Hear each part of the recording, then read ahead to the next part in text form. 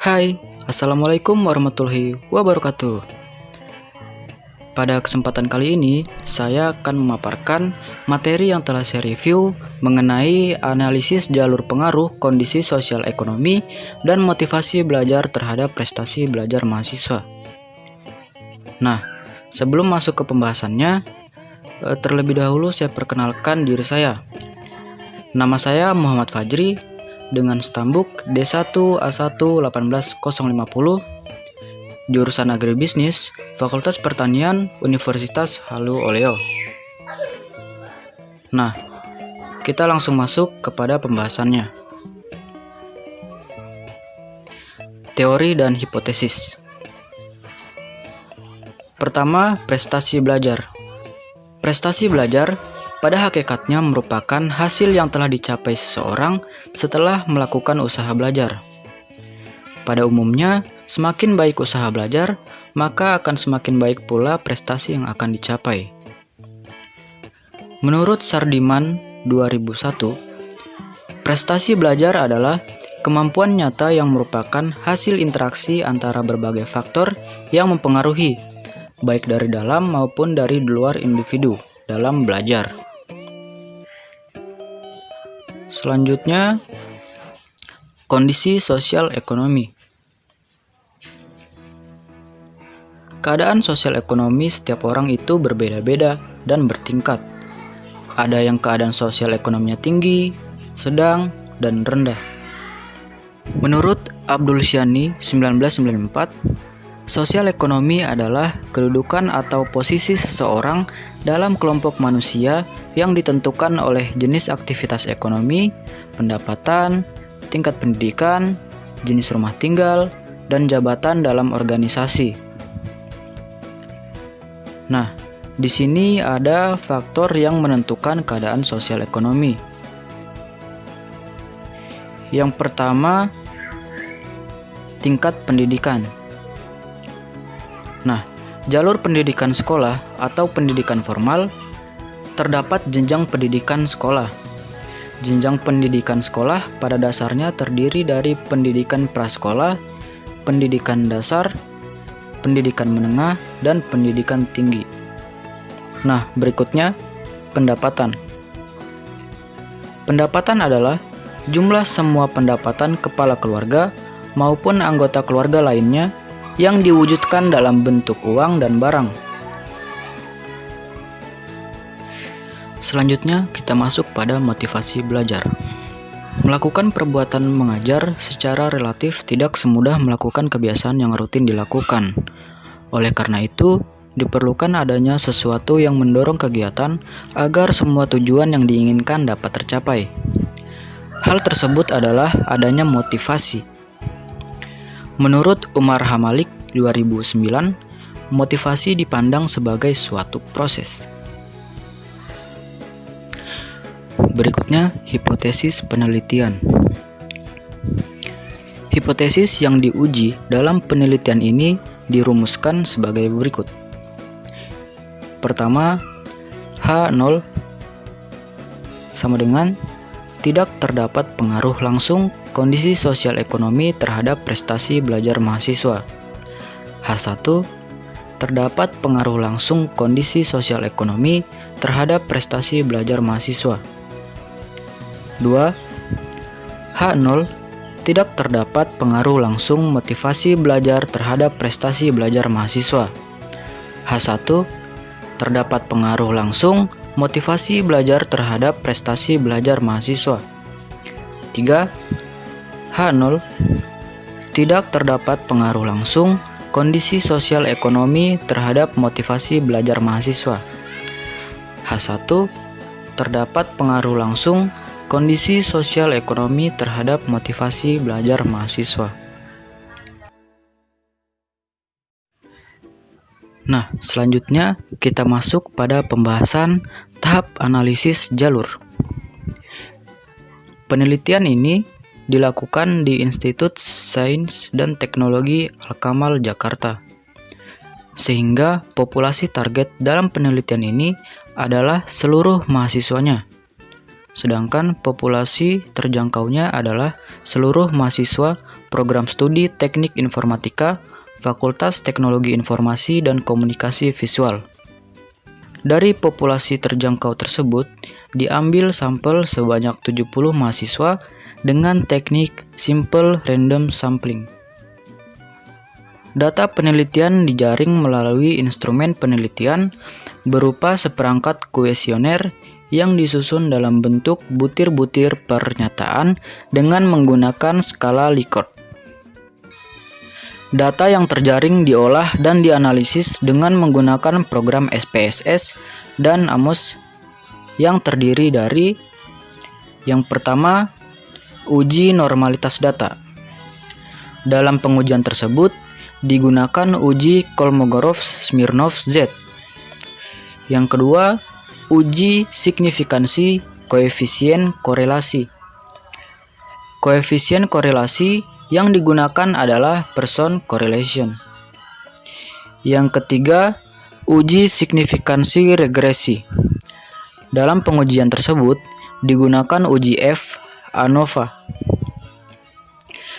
Keempat, uji linearitas regresi. Dalam pengujian tersebut digunakan uji F ANOVA. Dan yang kelima, uji signifikansi koefisien jalur. Uji tersebut digunakan untuk menguji hipotesis penelitian 1, 2, dan 3. Selanjutnya kita masuk kepada pembahasan hasil penelitian. Yang pertama, uji normalitas data. Hasil uji normalitas data dapat dilihat pada tabel di bawah ini. Dari hasil uji Kolmogorov-Smirnov pada tabel 4.1 diperoleh nilai-nilai asymptotail yang lebih besar dari 0,01 sehingga dapat disimpulkan bahwa data yang digunakan baik data variabel X1, X2 maupun X3 ketiganya berdistribusi normal. Kedua, uji signifikansi koefiensi korelasi. Hasil uji signifikansi koefisien korelasi dapat dilihat pada tabel di bawah ini. Pada tabel 4.2. Nah, dari hasil uji signifikansi koefisien korelasi pada tabel 4.2 diperoleh nilai-nilai sig2tail yang lebih kecil dari 0,01 sehingga dapat disimpulkan bahwa koefisien korelasi antara X1 dengan X2 sebesar 0,497 adalah signifikan. Dan koefisien korelasi antara X1 dengan X3 sebesar 0,307 adalah signifikan. Serta koefisien korelasi antara X2 dengan X3 sebesar 0,649 adalah signifikan. Selanjutnya, uji signifikansi regresi. A. Variabel X3 atas X1. Hasil uji signifikansi regresi variabel X3 atas X1 dapat dilihat pada tabel di bawah ini. Nah, dari hasil uji signifikansi regresi pada tabel 4.3 diperoleh nilai sig sama dengan 0,009 lebih kecil dari 0,01 sehingga dapat disimpulkan bahwa regresi variabel X3 atas X1 adalah signifikan. B. Variabel X3 atas X2.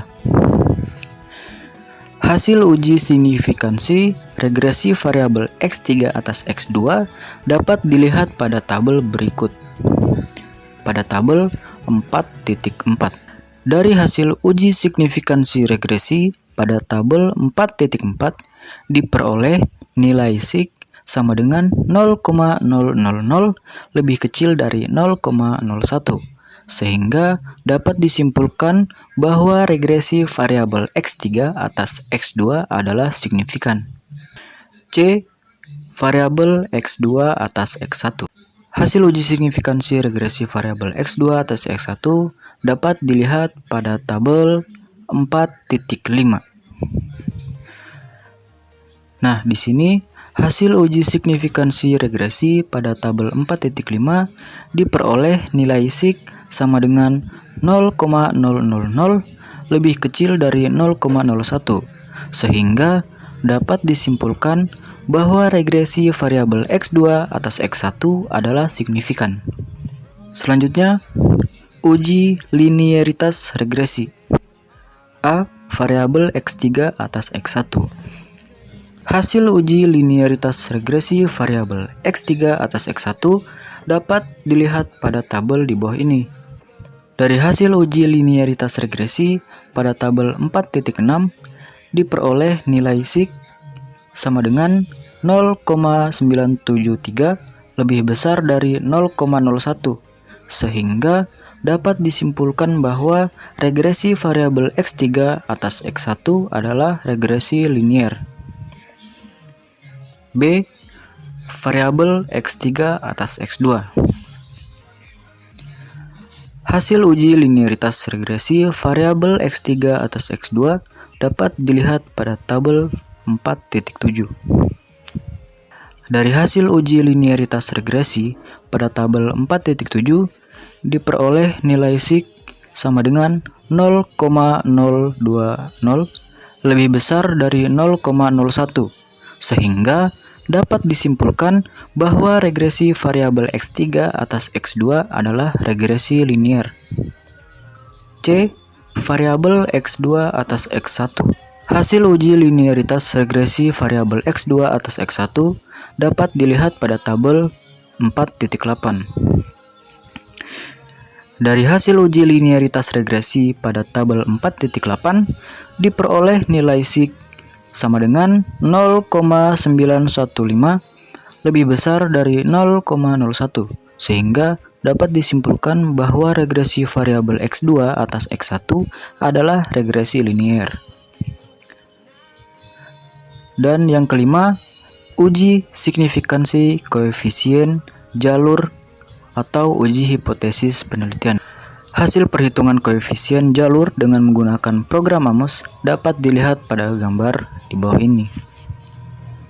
Kita masuk kepada bagian A, uji hipotesis penelitian 1. Karena nilai koefisien jalur P31 sama dengan minus 0,02 lebih kecil dari 0,05, maka keputusan yang diambil dalam pengujian hipotesis penelitian 1 adalah H0 diterima dan H1 ditolak, sehingga dapat dinyatakan bahwa tidak terdapat pengaruh langsung kondisi sosial ekonomi terhadap prestasi belajar mahasiswa. B. Uji hipotesis penelitian 2. Karena nilai koefisien jalur P32 sama dengan 0,66 lebih besar dari 0,05, maka keputusan yang diambil dalam pengujian hipotesis penelitian 2 adalah H0 ditolak dan H1 diterima, sehingga dapat dinyatakan bahwa terdapat pengaruh langsung motivasi belajar terhadap prestasi belajar mahasiswa. Dan yang terakhir, C. Uji hipotesis penelitian 3. Karena nilai koefisien jalur P21 sama dengan 0,50 lebih besar dari 0,05, maka keputusan yang diambil dalam pengujian hipotesis penelitian 3 adalah H0 ditolak dan H1 diterima, sehingga dapat dinyatakan bahwa terdapat pengaruh langsung kondisi sosial ekonomi terhadap motivasi belajar mahasiswa. Oke, dengan berakhirnya video kali ini, saya mengucapkan permohonan maaf saya jika terdapat banyak salah pengucapan kata. Jadi sekian, Assalamualaikum warahmatullahi wabarakatuh.